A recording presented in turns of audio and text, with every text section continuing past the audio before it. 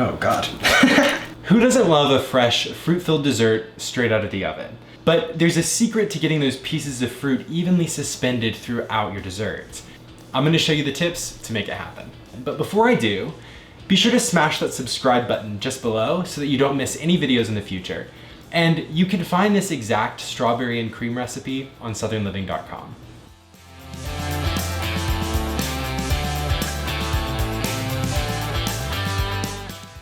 I have the batter for my strawberry cream cake and a pound of fresh strawberries that I've cut into half-inch pieces. But the tip to making this cake is we have to coat the strawberries in a tablespoon of flour first. And the reason why is that cake batters like this have a high butter content. And so if you just dump the strawberries into the batter and throw it in the oven without coating them first, the strawberries will release moisture in the oven. And the moisture on the outside of the berries or any fresh fruit is going to react against the slippery fat in the batter, and the density of the fruit is going to encourage it to sink to the bottom of the cake. But by coating it in flour first and then gently folding the fruit into the batter, it creates a sticky exterior to the fruit pieces, which encourages it to be evenly suspended throughout the cake. Now I'm adding my flour-coated strawberries to the batter. And it's important to very gently fold the strawberries into the batter, because if you do it too aggressively, you'll squish them and force them to release more of their moisture into the batter, which isn't what we're looking for. It only really takes a few turns, and you'll notice that it's a lot of strawberries to cake batter. It's gonna be really delicious. Now I'm going to pour my cake batter into my greased and lined 9x13 pan.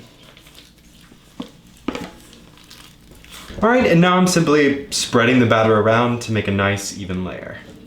Another great tip I can give you is to put down the camera you're holding to use two hands to spread, because it is much, much easier.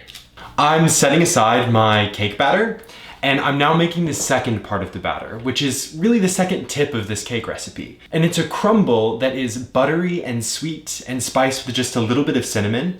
As it bakes, this crumble layer will dissolve into the soft strawberry packed cake and make a separate and distinct crunchy and sweet layer, which is perfect for topping with some fresh whipped cream and fresh strawberries. So in my stand mixer, I'm going to cream together 8 tablespoons of room temperature butter and a half cup of granulated sugar.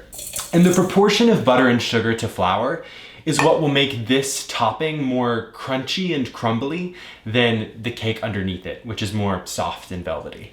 Now that my butter and sugar are combined, I've got a cup of flour and I'm adding 1/4 teaspoon of ground cinnamon and 1/4 teaspoon of kosher salt. I'm now going to add this to the mixer, and I'm gonna mix it on low until it resembles like a wet sand.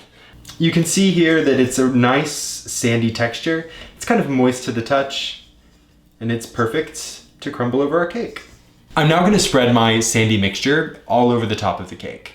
It's going to completely cover the cake, and that's okay. As it heats in the oven, the butter in the crumble is going to melt and encourage the top layer to meld with the layer underneath it.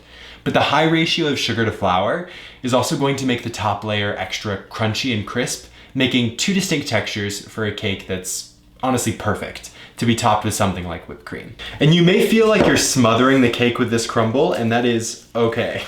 It will all meld together into one thick and quite tall cake layer. Now my cake is ready to go in the oven. So it's preheated at 350. I'm gonna pop it in for 40 minutes. I'll turn it halfway through baking just to make sure it bakes evenly, and then we'll let it cool before we top it with some fresh whipped cream and sliced strawberries. My 40 minutes is up, and you can see that the cake is nice and beautifully golden brown across the top. So I'm gonna set this aside to cool completely before I cut it. My cake is cooled, and I'm now gonna cut a rectangle of the cake and add some whipped cream and some fresh strawberries so it's ready to serve. One of the beauties of this recipe to me is that I'm not fussing with layers of cake, that I'm sandwiching buttercream or cream in between. I can just bake it in a rectangular pan and then serve a square. And I promise no one's gonna complain. The topping has melded with the layer beneath it. And I can see already that it's nice and crisp and crunchy. So it's gonna be a really fun texture to bite into. You can see that the cake is perfectly baked through and it's nice and airy. And the strawberry pieces are spread evenly throughout the crumb, rather than just sitting at the bottom. And the top is still beautifully crumbly and nice and crisp. All right, my cake is cut, and it's important that it's cool, because if it's not cool enough, when I put the whipped cream on it, it'll start to melt and slide right off the cake, and also make kind of like a watery mess. So here I have some freshly whipped cream that I whipped earlier, and I'm going to generously dollop this on top of my cake and then decorate it with some fresh strawberry slices. Now it's time for me to take a bite. Here we go.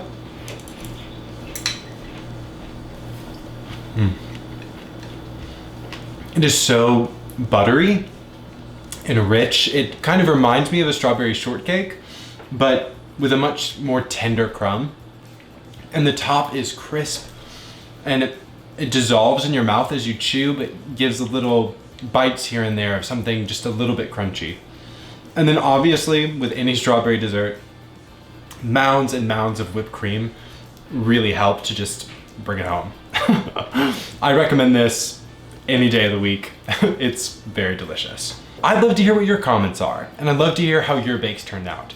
I love seeing your questions, so comment on this video and we'll be sure to answer your questions in the next video. Thanks.